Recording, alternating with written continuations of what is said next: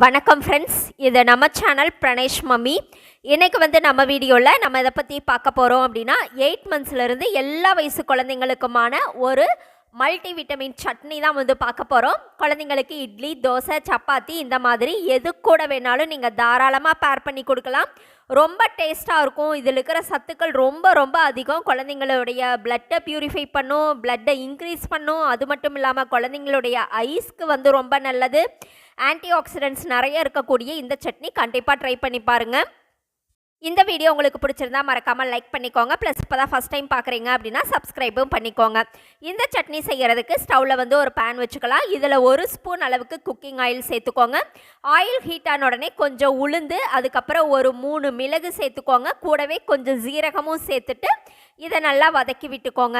இது லைட்டாக பொன்னிறமாக வதங்கி வந்த உடனே இது கூட பார்த்தீங்க அப்படின்னா பொடிசாக நறுக்குன வெங்காயம் கொஞ்சமாக சேர்த்துக்கோங்க. இது கூடவே பார்த்தீங்கன்னா ஒரு 3 பல் அளவுக்கு பூண்டும் சேர்த்துக்கோங்க. இது கூட 3 பல் சின்ன பல் பூண்டு சேர்த்துருக்கேன். 3 பல் சேர்த்துக்கோங்க. இது கூடவே ஒரு சின்ன சைஸ் தக்காளியை நல்லா பொடிசாக கட் பண்ணி சேர்த்துக்கோங்க. இப்போ இது எல்லாத்தையுமே நல்லா வதக்கி விட்டுக்கோங்க. இந்த சட்னி பார்த்திங்கன்னா அவ்வளோ டேஸ்ட்டாக இருக்கும். குழந்தைங்க ரிஜெக்ட் பண்ணவே மாட்டாங்க. இப்போ இது கூட நல்லா துருவின கேரட் கொஞ்சம் எடுத்துக்கோங்க. துருவின பீட்ரூட்டும் கொஞ்சம் எடுத்துக்கோங்க. இப்போ இது கூடவே கொஞ்சம் மல்லி இலை சேர்த்துக்கலாம். புதினா இருந்தது அப்படின்னா கொஞ்சம் புதினா இலைகளும் நீங்கள் தாராளமாக சேர்த்துக்கலாம். இப்போ இது எல்லாத்தையுமே நல்லா வதக்கி விட்டுக்கோங்க. இது கொஞ்சம் நல்லா வதங்கி வந்த உடனே இது கூட கொஞ்சமாக தண்ணி சேர்த்து, நிறைய சேர்க்க வேண்டாம், கொஞ்சமாக தண்ணி சேர்த்துட்டு இது ஒரு 2 நிமிஷம் மட்டும் நல்லா வேக வச்சுக்கோங்க. ஒரு 2 நிமிஷம் இது நல்லா வெந்து வந்த பின்னாடி இதை நீங்கள் இது கூட நான் கல்லுப்பு கொஞ்சமாக சேர்த்துருக்கேன். ஒரு 2 கல்லுப்பு மட்டும் சேர்த்துக்கிறேன்.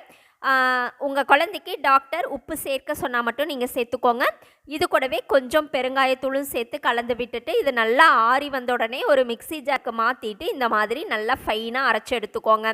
இப்போ நம்மளுக்கு குழந்தைங்களுக்கு தேவையான மல்டி விட்டமின் சட்னி ரெடி.